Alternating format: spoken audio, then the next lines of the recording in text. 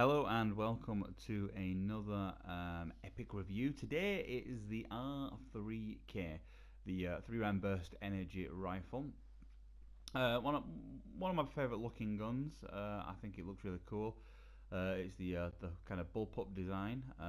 Obviously there's no action because it's an electronic gun, but I would gamble if that's the look of it with the clip and the action behind the trigger. The epic variant of the R3K is the R3KT, which some people refer to as obviously the wrecked. I'm sure that's no accident. And today we're going to be looking at the varying versions of it, and we're going to be taking a look at the epic variant and reviewing it. So the standard variant of the R3K is a 3-round burst, and there are a number of interesting variants of it, but the epic variant is the full auto. So the epic ability, the first epic perk that it comes with is breakpoint, which means the weapon fires fully automatic with reduced recoil. So there's actually less recoil per bullet on this gun than the regular variant. So as you can see, they get that +4 increase in accuracy and a -4 in fire rate, which if the Call of Duty stats are to be believed, it gives it a fire rate of about, let's say, 76, which would be higher than the MV4.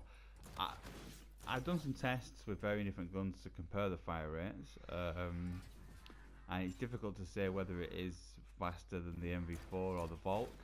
What I do know is I gamble it's not as fast as the MV4 because it's only a 3-bullet kill, so I would say it's more than likely to be similar rate of fire to the Volk. But it is deadly accurate and it's electronic. It's an energy rifle, which has its pros and its cons. Obviously there's no bullet penetration, but you do get that, clip that keeps reloading itself. And with a fusion mag on this gun and with its secondary ability, this gun becomes a pretty powerful gun to be able to use. So moving on to the secondary ability, this one's got stockpile. Now, a lot of the epic guns that I've reviewed in the past have, for me, a useless secondary perk. The Volk, for example, if you look at the epics on the Volk, you've got Sharpshooter, which is increased damage over range, which is not a bad perk to have, but it doesn't really help me that much. I would have done with something that maybe made it fire a little bit faster or a larger clip. And if you look at this one, Focus, which is reduced idle sway on a gun that fires 1 bullet at a time, and this is common amongst epic variants, that the secondary perk isn't massively helpful, and I end up falling a lot of the time, as I did with the Volk, on the rare variant of the gun. And the rare variant of this one is the Eclipse, which hides your nearby friendlies and increases your range, which is not a great variant. So for me, the epic variant is, for me, the best version of the R3K. It's also one of only 2 guns that gets a whole new name. If you look at other epics, they get their name and then a kind of side name like every other variant. So it's the Vault Corruption, the Vault Goliath. But the R3K is the one that gets its own name. It's not the R3K something, it's the R3KT, which is a nice touch. The only other gun that does that is, of course, the Ripper, which I haven't got, but it's the RPR Evo epic. So let's take a look at the actual look and design of the gun. So the standard variant of the gun, as you can see, the clip is a solid coloured clip rather than this one, which has got these kind of like little 3 burst kind of things. Maybe that's like a burst per clip, like per charge or something like that. It's an interesting looking design. And again, like with most, it looks like the gun here was slightly in prototype. You've got some external wires on the outside which have been tidied up on this variant. As you can see now, they seem to run through the center of the gun and they only appear a couple of times on the outside. And if you look at the nozzle of the gun, it's got that kind of broken, like kind of metal nozzle, which if you look at the epic variant, it's this really big bulky nozzle with this kind of blue, like kind of purpley heatsink on the front of the gun. And for me, it seems to be like a little story for me would be like, it looks like this variant has 3-round burst as its limit because the nozzle just couldn't handle the high fire rate of energy. Like maybe it was too hot or it melted or something like that. And this one seems to have had some kind of heat sink added and a more kind of robust nose put on, and that's why it's able to fire, with the full auto. It's also got two triggers, which doesn't change the gameplay whatsoever, and the irons are almost exactly the same looking irons. It's not split in the same way, but the aim down the sight is pretty good, which is they're actually a really nice set of irons, really tidy, and they're great for not using a scope. With regards to camo, this is one of the downsides. For me, the gun does look fantastic with no camo on. It doesn't look great when you start to add the camos. It paints over the red, doesn't look very great. Nothing really shows up on it very nicely. It looks a bit silly. Things like the gold just look pretty dreadful. Just not really very nice. The redder of the camouflages, like this one, like the pink one, doesn't look too bad. And if you've got Hailstorm looks alright, but I would be mostly going with nothing.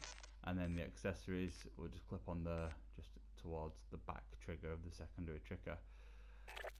So in reviewing this gun, I would say what kind of gameplay, what kind of gamer are you? How do you play Call of Duty?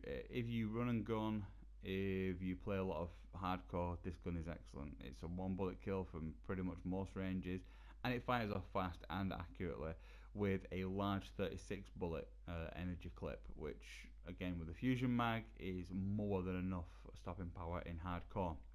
If you fight in koa, this gun's not dissimilar to the Volk. It probably isn't the most overpowered weapon in koa. It's probably better in hardcore, I would say, than koa. And I would say that's purely because in koa it's not dissimilar to a gun like the Raw or a gun like the Volk. And therefore there's not really much point sinking the money into it. As value for money goes, if you're going to sink the 4,000 salvage into this gun, I would say absolutely worth it. If you've got one of the two legendary variants already unlocked, you can save yourself a good amount of money.